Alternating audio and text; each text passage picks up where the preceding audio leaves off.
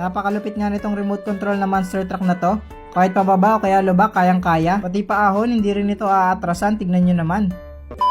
Dumating na nga pala tong remote control na monster truck galing dito sa TikTok. Kaya ayun si Ellie, nakaabang na agad sa pinto. Agad ko na nga tong binigay sa kanya para buksan. Excited na kasi talaga yan, lalo na nung malamang may bago siyang parating na laruan. Hindi nga maalis sa labi niya yung ngiti habang binubuksan to. At ayan, pagkabukas nga, ito yung laman ng box niya. Meron siyang libreng dalawang battery, isang rechargeable tsaka isang hindi. Kasama na rin sa rechargeable yung charger cord niya. Ito naman yung pinaka monster truck niya. Tingnan nyo naman, napakaganda. Syempre, kulay blue yung pinili natin dahil ayun yung favorite color ni Ellie. Ito naman yung pinaka remote control niya, para siyang barrel. Tapos meron siyang gulong sa gilid para makontrol mo kung liliko siya sa kanan o sa kaliwa. Pagkatapos kung ikabit yung battery, gusto na agad subukan ni Ellie sa labas. Kaya ito, itinray niya na agad. Pero syempre, dahil hindi pa siya marunong, itinuro ko muna sa kanya kung paano to gamitin tsaka kung paano siya kontrolin. Sinubukan ko na nga din kung kaya niya ba yung mga pababa tsaka paahon tsaka syempre yung lubak. Nag-enjoy nga ako habang tinatry ito dahil napakaganda niya gamitin. Napaka-smooth niya, kahit lubak kayang-kaya. Tapos ang dali lang din niya kontrolin kapag liliko ka. Kahit mag-atras abante ka, nakakatuwa siyang laruin. Hindi kasi uso sa panahon namin yung mga ganitong laruan. Kung meron man, yung mga mayayaman lang talaga yung mga nagkakaroon. Ngayon naman, ito try natin kung gaano siya kalakas. Susubukan natin siyang pauhunin dun sa pinanggalingan niya kanina. Akala ko nga nung una hindi niya kakayanin, pero ang lakas talaga nitong remote control na monster truck na to. Konting maniobra lang dun sa remote, tas ayan, nakaahon na siya. Ngayon naman, papatry na natin kay Ellie kung paano siya laruin. Habang pinapaandar niya nga, sinusundan niya pa talaga kung saan pupunta tong monster truck. Ang una, medyo nalilito pa siya kung paano siya kontrolin dahil first time niya magkaroon ng ganitong remote control. Para kasing baril yung hawak mo, tas may pinipihit kang gulong sa gilid para lumiko siya, kaya nakakalito talaga sa una. Pero nung tumagal, kaya niya na din kontrolin kahit hindi ko na siya i-guide. Makalipas nga yung ilang minuto, nakita ng mga kalaro ni Ellie na may bago siyang monster truck, kaya kinuha din nila yung mga remote control na laruan nila. Kaya ayan, nagkarera sila gamit yung kanya-kanyang mga laruan nila. Paulit-ulit nga sila sa pagkakarera, kaya masasabi ko talagang yung monster truck yung pinakamalakas dito sa lubak.